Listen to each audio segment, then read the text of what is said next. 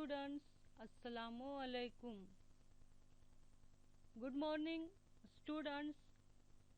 Today we are going to teach imperative sentences. So let's be started.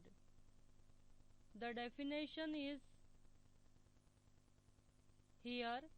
An imperative sentence is a sentence that expresses a direct command, request, invitations, warning और instruction. बच्चों, imperative sentence यानी हिदायती जुमले, हुक्मिया जुमले, जिसमें कोई हिदायत की जाए, हुक्म दिया जाए, रिक्वेस्ट यानी दरख्वास्त की जाए, आगाह किया जाए या दावत दी जाए या फिर वार्निंग दी जाए, तो उसे हम imperative sentences कहेंगे, यानी हिदायती जुमले. Imperative sentences do not have a subject. इसमें सब्जेक्ट नहीं होता. डायरेक्ट दूसरे फर्द को हिदायत दी जाती है. Instead a directive is given to an implied second person.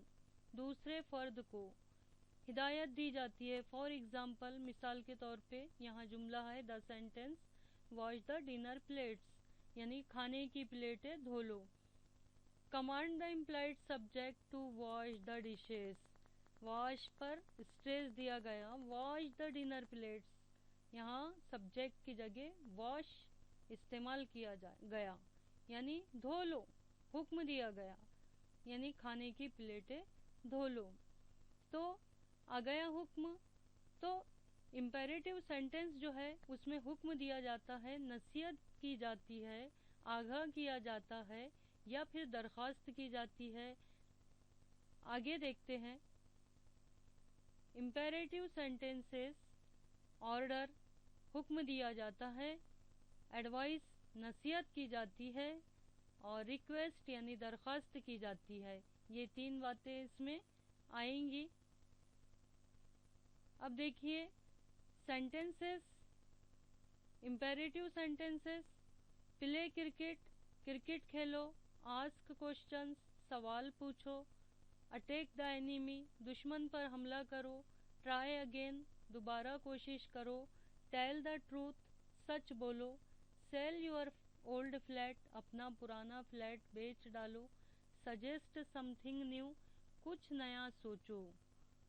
Suggest something, कुछ, न्यू यानी नया, सजेस्ट यानी सोचो, कुछ नया सोचो.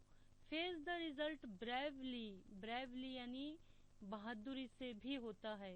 इत्मीनान से फैसला लो, बहादुरी से अपने रिजल्ट का मुकाबला करो, चाहे वो कामयाब हो या नाकामयाब हो, लेकिन उसका मुकाबला जो है वो बहादुरी से किया जाए. रीच देयर बिफोर 6, 6 से पहले वहां पहुंचो. डिसाइड एट लेजर, इत्मीनान से फैसला लो. से समथिंग, कुछ तो कहो. तो इन जुमलों में हिदायत है, नसीहत है, आपको समझ में आया होगा. अब देखते हैं निगेटिव सेंटेंसेस. निगेटिव का मतलब होता है इनकारिया जुमले. A sentence is a sentence that states that something is false. In English, we create negative sentences by adding the word not after auxiliary or helping verb. जुमला उसे कहते हैं, निगेटिव जुमला उसे कहते हैं जिसमें कुछ गलत हो, फॉल्स यानी झूठ हो, इनकार हो. अब इंग्लिश में हम किस तरह से क्रिएट करेंगे निगेटिव सेंटेंसेस, यानी इनकारिया जुमले किस तरह से बनाएंगे, क्या जोड़ेंगे उसमें? बाय एडिंग, यानी उसमें ऐड करेंगे. कौन से वर्ड? नॉट. नॉट जो है वो हम जोड़ेंगे आफ्टर ऑक्सिलरी और हेल्पिंग वर्ब. तो कहाँ जोड़ेंगे, किसके बाद? ऑक्सिलरी या फिर हेल्पिंग वर्ब के बाद. इसमें देखिए निगेटिव वर्ड्स में कौन कौन से वर्ड्स यूज होते हैं. No, not, none. नो नहीं, नॉट नहीं, none, no one, nobody, nothing, neither, nowhere. इस तरह से ये निगेटिव वर्ड्स जो है निगेटिव सेंटेंसेस बनाते वक्त यूज किए जाते हैं.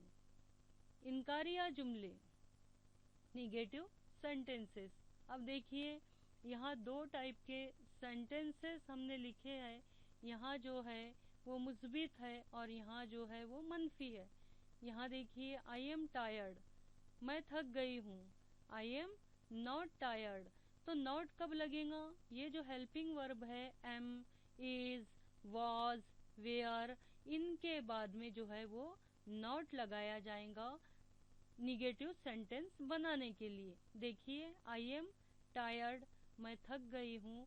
आई एम नॉट टायर्ड, यहाँ पर एम के बाद जो है नॉट लगाया गया, यानी हेल्पिंग वर्ब के बाद में नॉट लगाया जाता है निगेटिव सेंटेंस बनाने के लिए। शी इज़ हैप्पी, वो खुश है। शी इज़ नॉट हैप्पी, यहाँ भी देखिए इज़ के बाद में नॉट लगा है।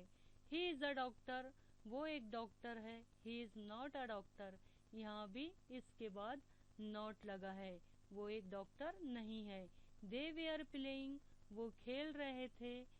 दे वेयर नॉट प्लेइंग, वो नहीं खेल रहे थे, यहाँ वेयर के बाद नॉट लगा है। शी इज़ वॉचिंग टीवी, वो टीवी देख रही है। शी इज़ नॉट वॉचिंग, वो नहीं देख रही है, यहाँ भी इज़ के बाद में हेल्पिंग वर्ब के बाद में नॉट लगा है। तो इस तरह से निगेटिव सेंटेंसेस हम बनाएंगे। तो आई होप बच्चों आपको इम्पेरेटिव सेंटेंसेस और निगेटिव सेंटेंसेस बेसिक मालूमात हासिल हुई होंगी। इसके बाद और भी डीपली इंफॉर्मेशन हम हासिल करेंगे नेक्स्ट वीडियो में। तो मिलते हैं अगले वीडियो में। वीडियो अगर पसंद आए तो प्लीज़ लाइक एंड सब्सक्राइब कीजिए। Thanks for watching this video.